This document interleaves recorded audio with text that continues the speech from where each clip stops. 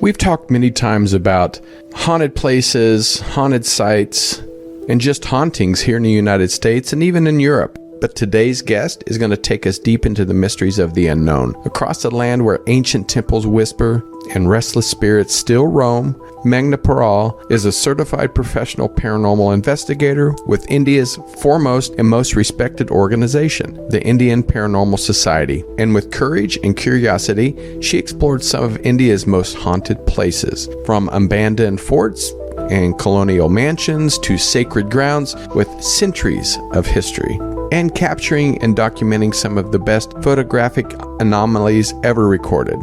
Meghna's work blends scientific observation with the spiritual intuition, offering rare insight into how energy, emotion, and belief shape the unseen world. Through her investigations and storytelling, Meghna is helping bridge the gap between fear and understanding, showing that every haunting has a history and every ghost a story worth hearing. Whether she's tracking residual energy or decoding mysterious voices, Meghna invites us to look beyond superstition and discover what truly lingers in the shadows. Well, get ready for a fascinating journey through India's haunted heartlands with one of its boldest truth seekers.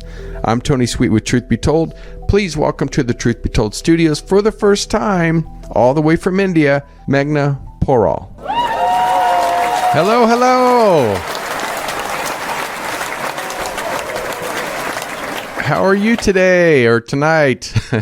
I'm doing very well. Good evening. It's 10:30 in the night here. Yeah. That was amazing. Thank you. Of course, I love to give kudos where it's deserved. So anybody that is in the industry that we have dedicated our lives to do, I appreciate. And a lot of us don't get the opportunity to go out into the field and do the research that you get to do. So I'm excited to talk to you about your Indian journey. And I always say everybody in this genre, if it's a UFO or Bigfoot or ghost hunter, we've always had an experience. I had an experience when I was a kid, so I want to hear your story. How did you get started wanting to do this paranormal research? So thank you so much first of all, Tony, for having me on your show. It's an absolute pleasure to be here. So my journey, well, I was always a believer. Since we were kids, my parents, especially my mom, we were brought up on ghost stories. She would tell us about her experiences when she was working as a nurse in the hospitals here in Mumbai. And of course, when we had to go to bed at night, and if we were late to going to bed because next day we had school, then of course the ghost stories would come out, like the headless horseman coming to take you or the boogeyman and things like that. Yeah. So, but yeah, growing up, I always believed in the paranormal. I mean, I did not know the term, but I know that there were ghosts and spirits and all. But growing up and right up until my adulthood, up till about, say 20 years ago, I'm going to say that, I never truly experienced anything, In fact, it was my sister who was very sensitive, and the house that we were staying here in Mumbai, she used to experience a lot of things. And she used to tell us, the next day next day in the morning, that what she experienced in the night. But though I used to believe her, but I myself never experienced anything until when we lost our dad in 2006. We lost our dad. And 1 year after we lost our dad, I saw him for the first time as a spirit. And I'll tell you exactly what happened. I mean, I was getting ready to go to work in the night. And I was brushing my teeth. I was looking in the mirror and I was brushing my teeth. And I see this person standing in the doorway. And at first, I did not recognize him. I recognized him only with the clothes he had on, because I knew my dad used to wear those clothes. And then when I saw the face again, and I saw my dad. Wow. And it was just for a few seconds, but it seemed like he was just standing there for an eternity, Do you know how it feels, like that? And then suddenly he just disappeared, and he turned into this black mass, and he just disappeared into my brother, who was sleeping on in our living room. Wow. And I never told anything to my mom because I saw him on the eve of my mom's birthday. I still remember June 17th, or maybe I'll say June 18th early in the morning, because June 18th is my mom's birthday. And it was, I think, about 1 o'clock in the morning that I was getting ready to go to work. That's when I saw him. And when my father was alive, he would always tend to forget my mom's birthday. And he would always wish her like 2-3 days after her birthday, But this was like as long as I could remember. But this was the first time that he came on the date. I'm thinking just to wish her, for her birthday. That's nice. Yeah. And I did not tell mom anything until I did not come back from work the next day. So that was my first experience with actually seeing something. And then after that, I think I became a little more sensitive. And then I started picking up things here and there, especially in a house. I would see black shadow masses crossing, passing by the hallways. I would hear my name called out when nobody was there, or I would hear my name called out in either my sister's voice or in my mother's voice when they were not even in the house, and I would be all alone. So, and then I started feeling that, being watched. And every time, and I could not, that it came to a point that I could not even stay alone in the house, because it used to scare me. Even during the daytime, it used to scare me. But I ventured into this field quite much later after this experience. Our founder, the late Gaurav Tiwari, who founded Indian Paranormal Society in 2009, I saw him first we had a show here on MTV called Girls Night Out. And that was the first time I saw paranormal investigators from India on TV. Oh, that's cool. I mean, I was already watching Ghost Adventures and Ghost Hunters, right. and, things like, already watching all those shows. And I always used to think, I always wanted to, do something like this. I wish I could do something like this, in my life. And I used to tell my mom, I wish I'd do something like this. And then I saw Gaurav on this show, and I was so excited. I was like, Mom, do you know, we actually have a team like this in our country. So I'm going to reach out to him and see what is the procedure to joining this organization. And so that's how I got into it. I reached out to Gaurav. He replied, and there was a process. I mean, I had to go through the course and everything, study it well, understand it, because what you see on TV and what is actually happening is totally different, Right. So that course, when I did that study with him of the paranormal, it gave me a lot more understanding of how things work. What do you mean by residual energy, or what do you mean by intelligent energy? What do you mean by poltergeist? What do you mean by demonic entity or possessions, and what is cleansing and things like that? Because you only hear them on TV. You're not sitting and Googling, what does this mean? What does this mean? So that's how I got into this field. So now it's been almost about 10 years now that I'm doing this. That's amazing. I can tell you that it has been a one hell of a journey, and it's been absolutely amazing. Though we've done about like 50, 60 odd cases so far, mostly all residential cases. But it has been really incredible, because even when you go to people's home, there is always a possibility of you to capture something which is absolutely incredible. And it changes your whole perspective of the field, So yeah, that's how my journey started. And actually, you're very well known for some of the best photographic anomalies in India. And I wanted to see how you became to be able to see that, where a lot of people don't not be able to capture that image. And can you describe maybe one of the most striking or unexplainable moments that you've documented?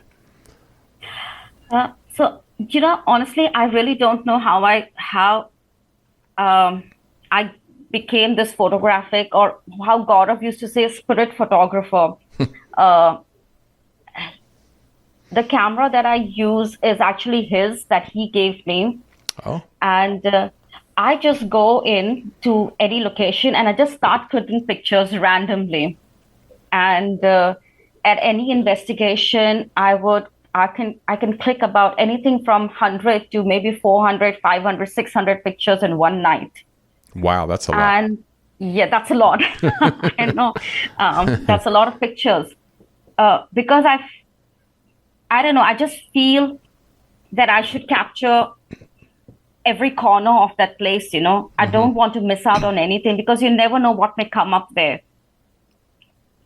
So what I do basically is just, if I'm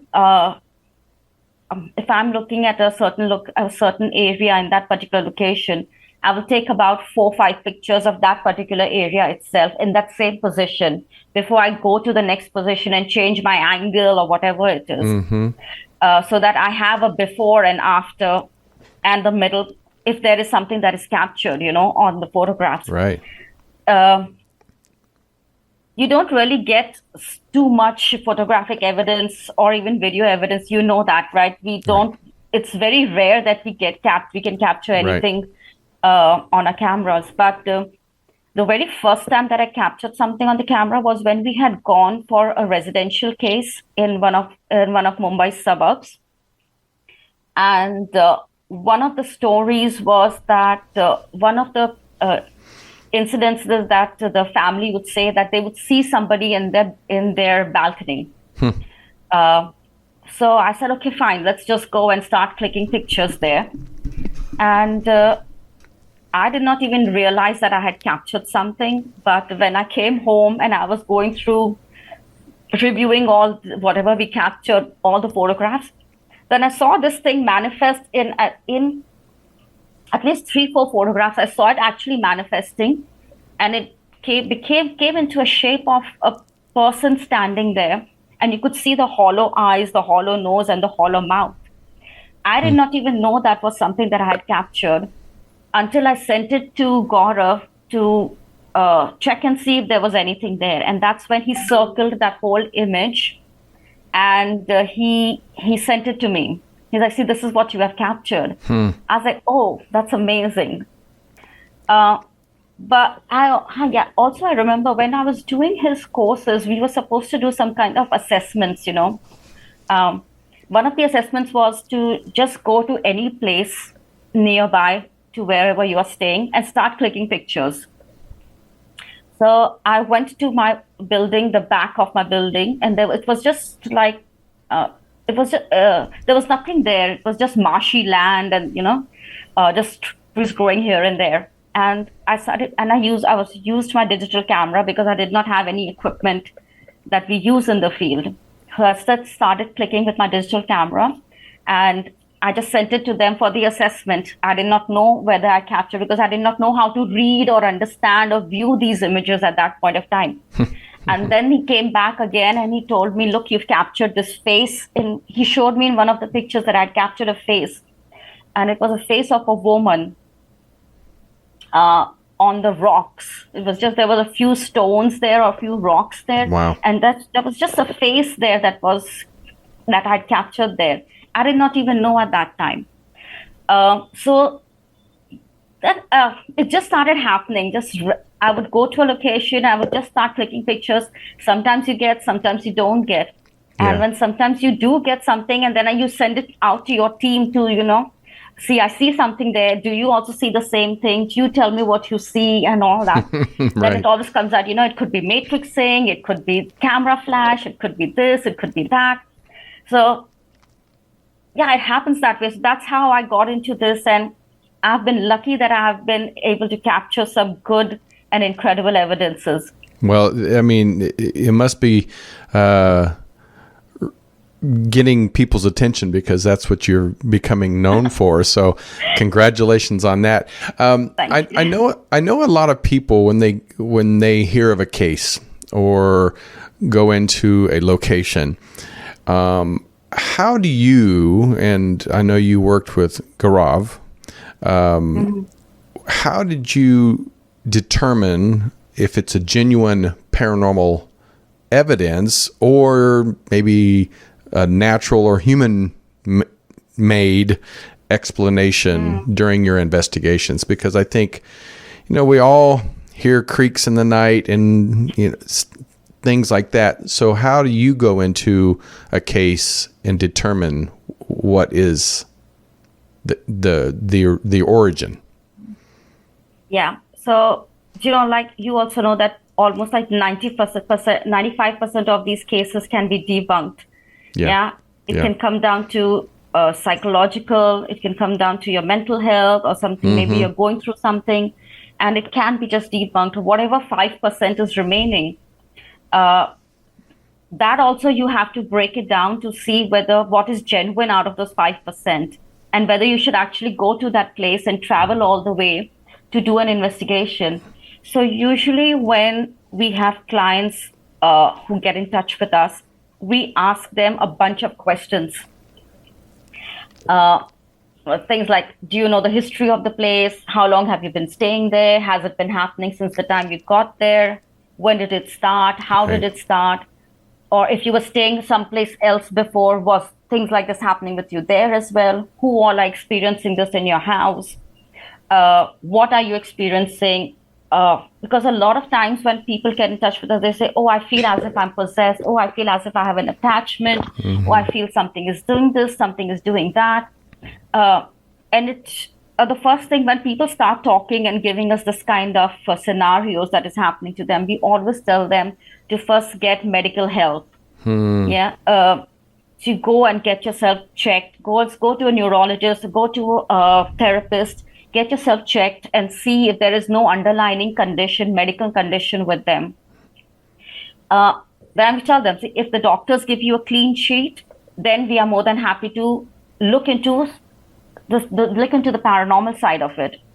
Yeah, but if the doctors, and a lot of times when they come back to us, they will always say, oh, the doctor has diagnosed us with some kind of disorder or with some kind of mental health issue, or something is happening to them.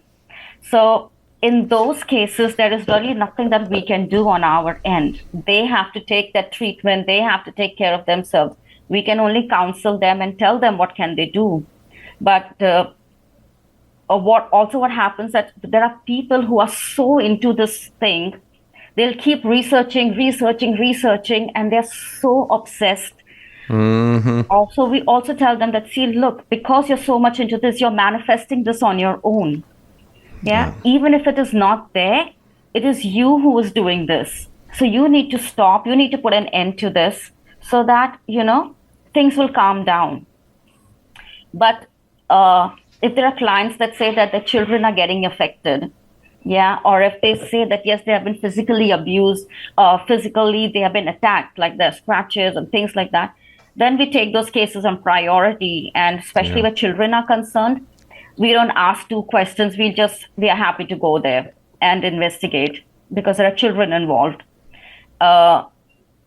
There are some clients who have CCTV cameras fixed in their houses also.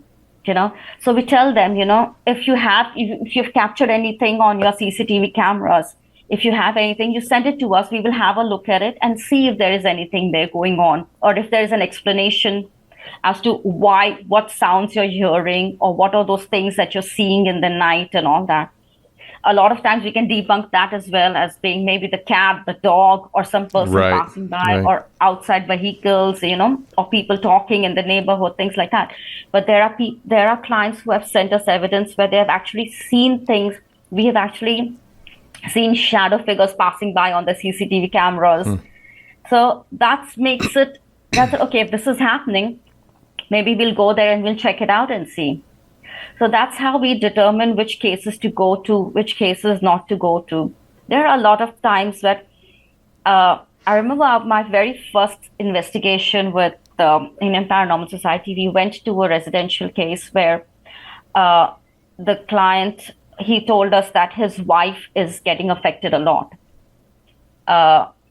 So when we found out, when we reached there and we spoke to the client, then he was like, he told us the entire history, that she had been through a lot of trauma in her life. Mm-hmm. There were a lot of people that she had lost, over the years, very quickly, Right. in a matter of months or in a matter of few years, that she had lost a lot of people. So she's very traumatized.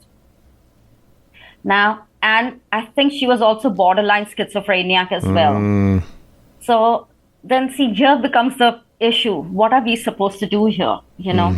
Here it is only, they can only take medical help. Right. A Right. therapist can help or a doctor can help, we still, if they insist, we still go there just to give them that, to soothe them, that, okay, fine, we'll come there, Right. we'll do our investigation. But you also need to be prepared that we may or we may not find any evidence. Yeah. So we have to get them prepared as well, because a lot of times if we don't find any evidence of anything happening in that house, it backfires on us. Yeah. Well, because Yeah, if somebody yeah. is on the verge of schizophrenia, they're not going to believe what you say anyway. So, if, Yeah. And Yeah. see, here it is very different. Paranormal investigators are a last resort for families. right. Yeah, the first thing they will do is they will call all these godmen, Right. what we call here, who do all these Yeah. rituals and black magic and things like that. They will do all these things first, and then still when they don't get any kind of relief, that's when they will call us. And if we don't give them the answers that they want, then they'll say, oh, but that person came to my house and they said that, oh, there is this happening. How are you saying that there is nothing in the house? Right. And I say, because we are investigating using scientific equipment, and we did not get anything that could say that there is something happening in the house. So why would we want to lie to you?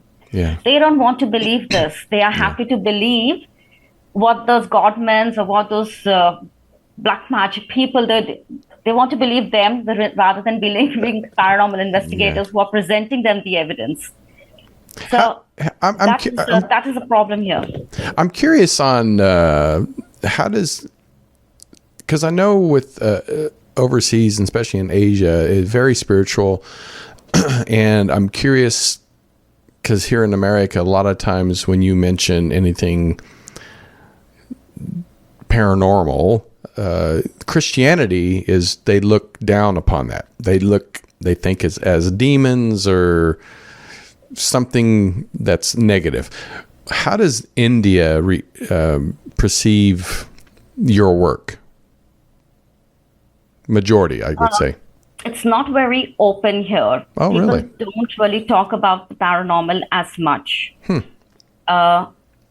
If somebody talks about that they are experiencing something, they are always looked down upon, or they'll be taunted. You're crazy. You're imagining things. You need to go to a psychiatrist. You need to go for therapy. There is no such thing as ghosts or spirits.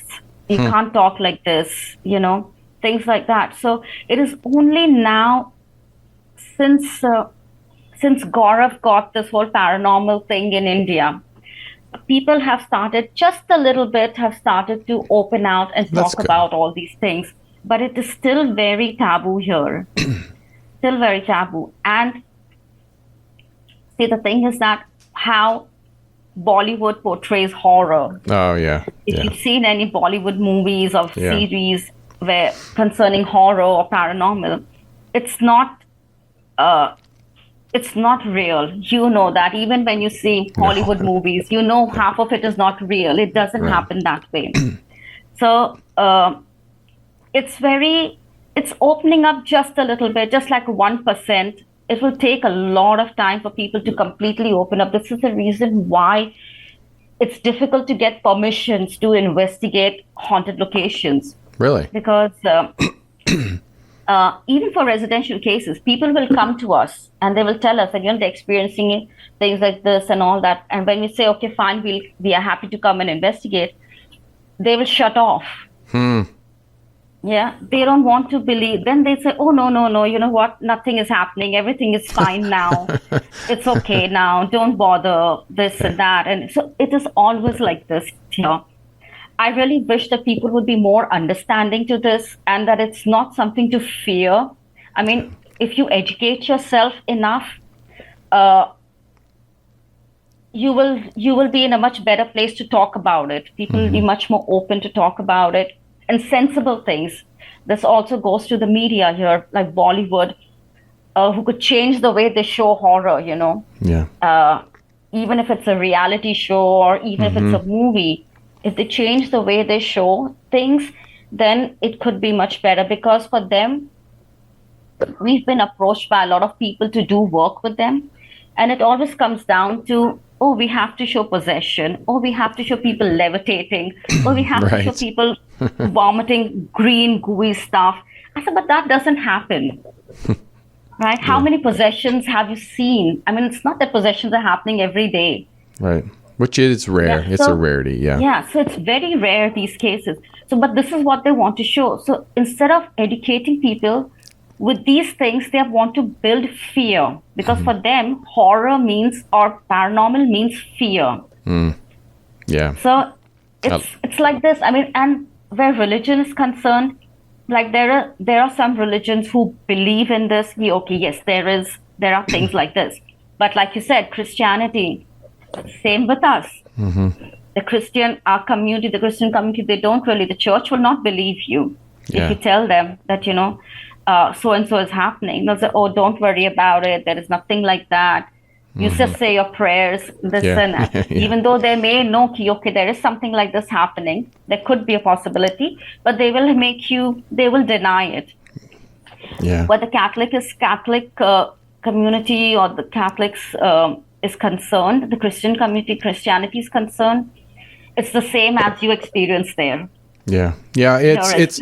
I think Ghost Hunters and Ancient Aliens, the TV shows have really opened people's minds here, where they used to not want to talk about it, but now everybody is wanting to talk about it now. So I think the thing is that we don't get to see your shows here.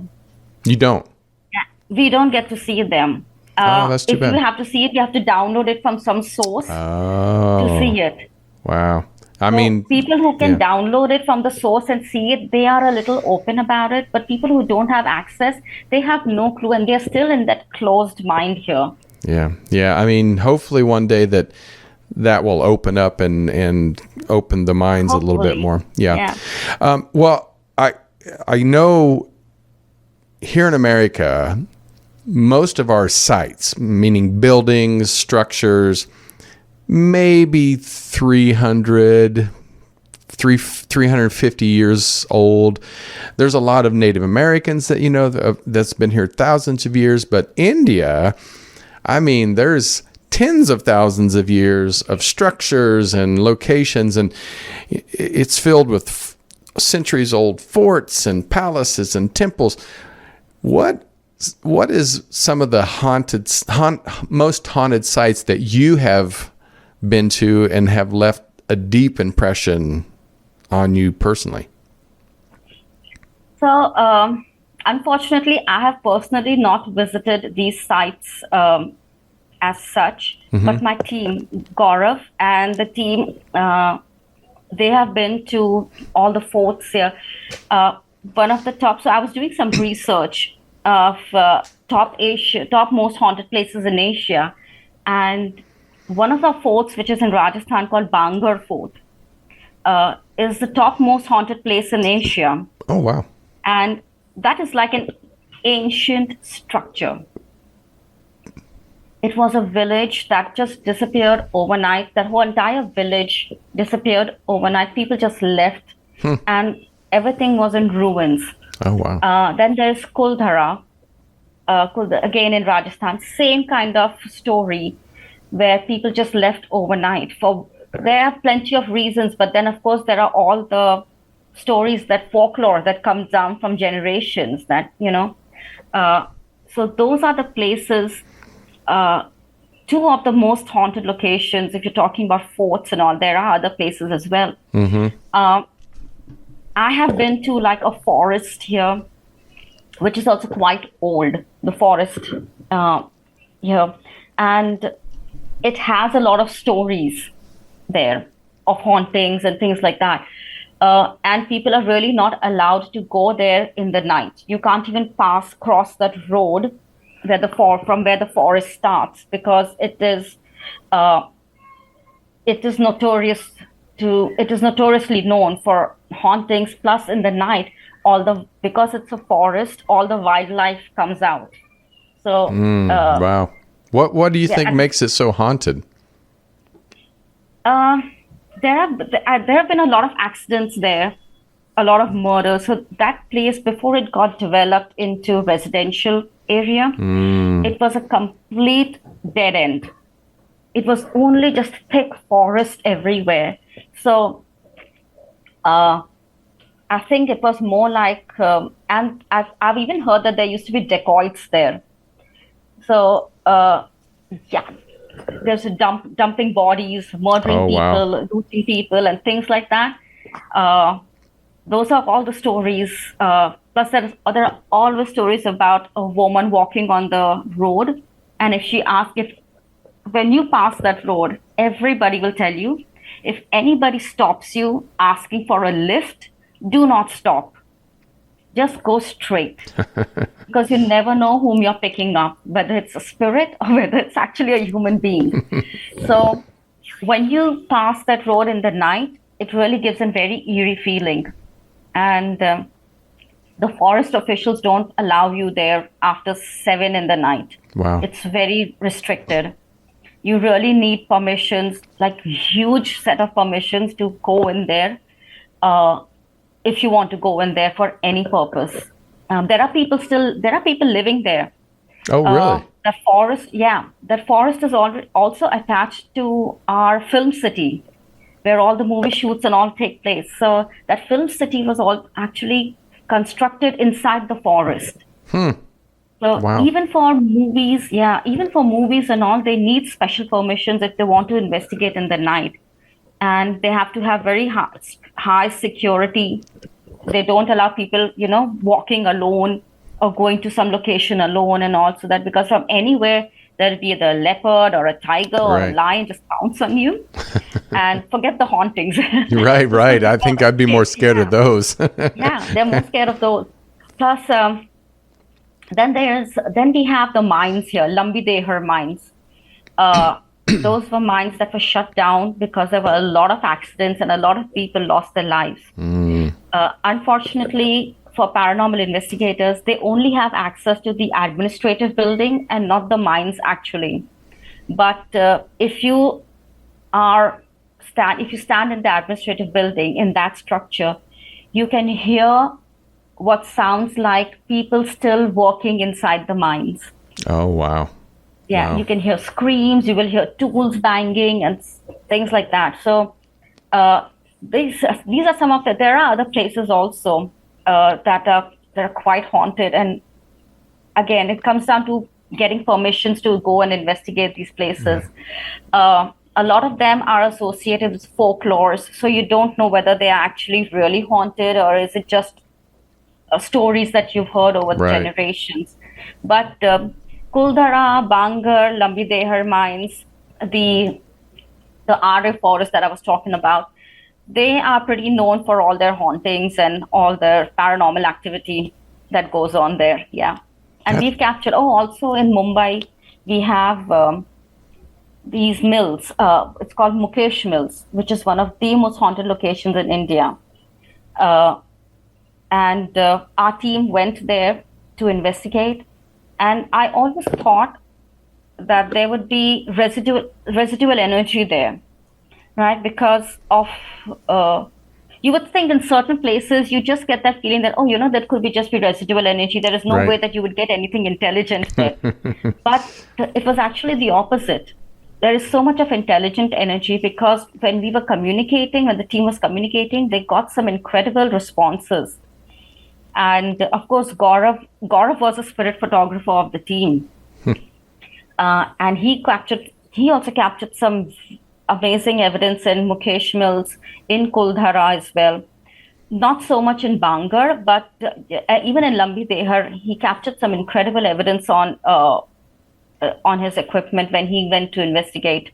And of course, if you know that when he went to Australia, that's also there where he captured a lot of evidence, photographic evidence. Yeah.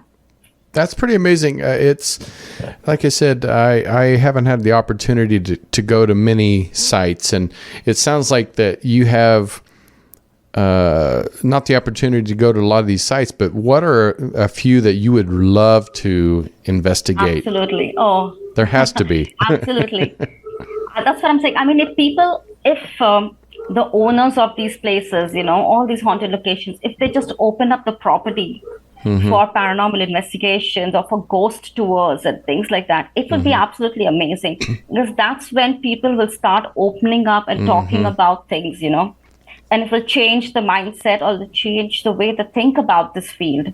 Yeah. Because see, when you talk about paranormal, you're always talking about aliens, UFOs, right, and then ghosts and entities and spirits. But here, people, when we say paranormal, they straight away think about ghosts and spirits. Yeah. Yeah. Yeah. But like we always say, paranormal is not just ghosts and spirits. It's about everything that cannot be explained. The unexplained. That all comes under this. Yeah. Yeah. So that's what we need to have. Somebody needs to come and change something here. Well, maybe it's you. Maybe. So how has this changed your own spiritual beliefs, doing the work that you do? Yes, I'm more open to when people talk to me about their experiences. I'm definitely more open to believing them that yes, maybe they are experiencing something. When you are in this field for so many years, you tend to become a little more sensitive to everything around you. Now I've started seeing, this person doesn't give a good vibe, or there is something. Or when you walk into a place, it doesn't have to be a haunted location. You can just walk into a place and you can get a sense and a feel of things. Yeah, I'm sure you are also in this field for such a long time now. Even when you go to any normal location, you'll just start getting those vibes. Yeah, that has definitely opened me up. Yeah. Those abilities, those sensitive abilities, has definitely opened up about me. But definitely, I have become more open to people when they talk about all these things, and more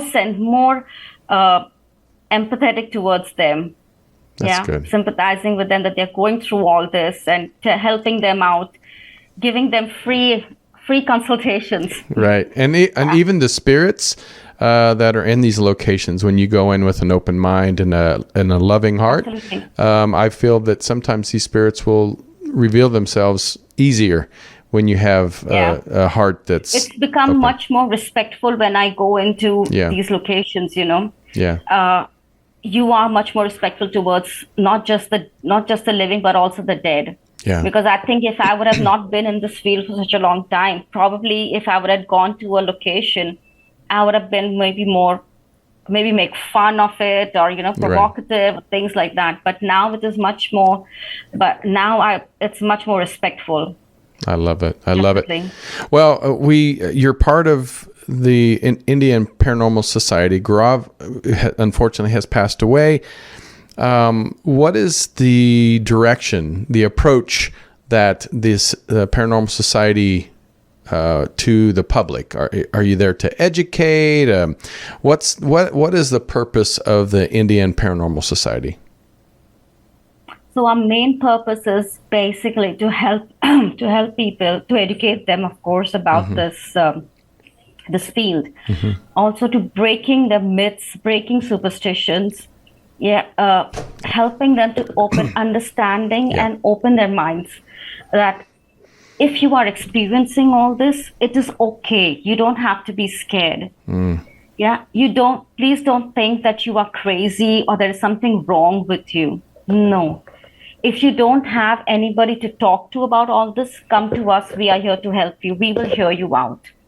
But for us, it is mostly this thing, not to instill fear.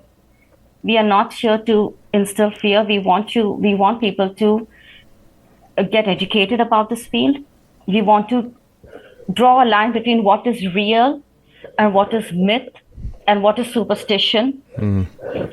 And what happens in reality and what happens on TV are two totally different things. Which is very important, because what they show on TV, people think that is exactly what happens to us as well when we go to locations, but because that is not the case. So that is what we are trying as a team. This is what Gaurav always wanted to had been doing since till the time he was alive, and we continue to do that to move forward with his vision, with his legacy, because that's the best way for us to honor him and the work that he has done. And I think if it wasn't for him, we would not have this paranormal scene right now in India as it is, what it is today. So it is definitely thanks to him, because he was the first person to bring this whole concept into India. And even though he himself was a non-believer, he was a non-believer? Yeah. Wow. Never, like somebody famous always says, I never believed in ghosts until I came face to face with one. That is exactly what happened. That is exactly what happened to him. That is funny. Yeah, I think a lot of times people that get into the industry, or some of them are non-believers, just to see if it's like a scientist. A lot of times I wish they make it a real science. Yeah. It's the trying to prove versus not believing. So I think that's fascinating. Wow, that was kind of interesting to hear. So going forward, Meghna. So what are you speaking? Are you doing any tours? Are you having conferences? What's it like in India? Not as of now, because we don't get much cases coming through. And now the thing is that we are all, my team members, we are all family people. So going out becomes a little difficult. Yeah. Because I myself have my daughter. She's just 2.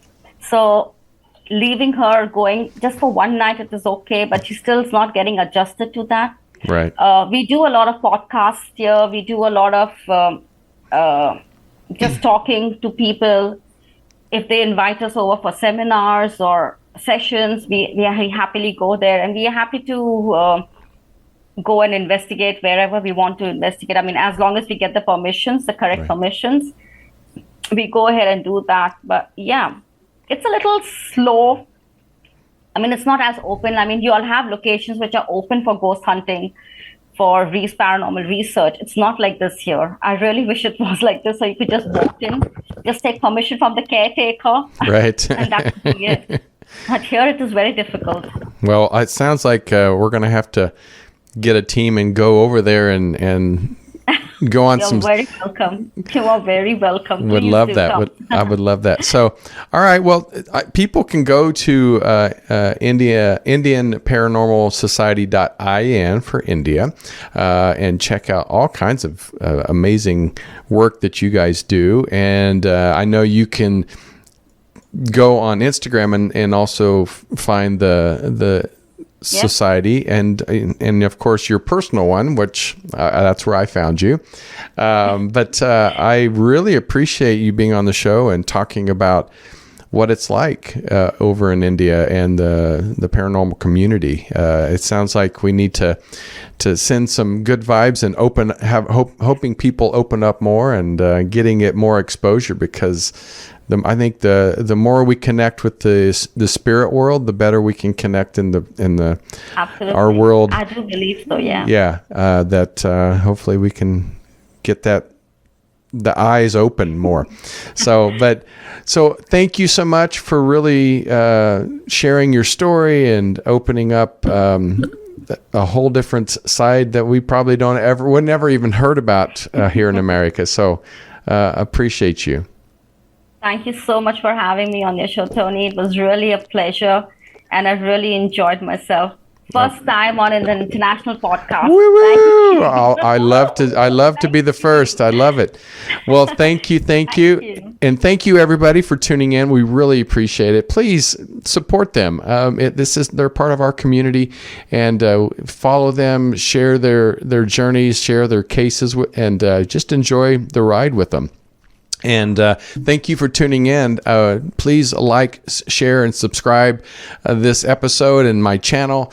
You can watch us on YouTube. You can listen to us on Apple, Spotify, all the audio outlets. It's been a pleasure to being here every Friday, 3 o'clock, and bringing you people like the Meghna that, shares their story and share their gift of knowledge that a lot of us don't have other than reading or listening to podcasts. So until next time, I'm Tony Sweet with Truth Be Told on the Club Paranormal Network, and take care of yourself and each other.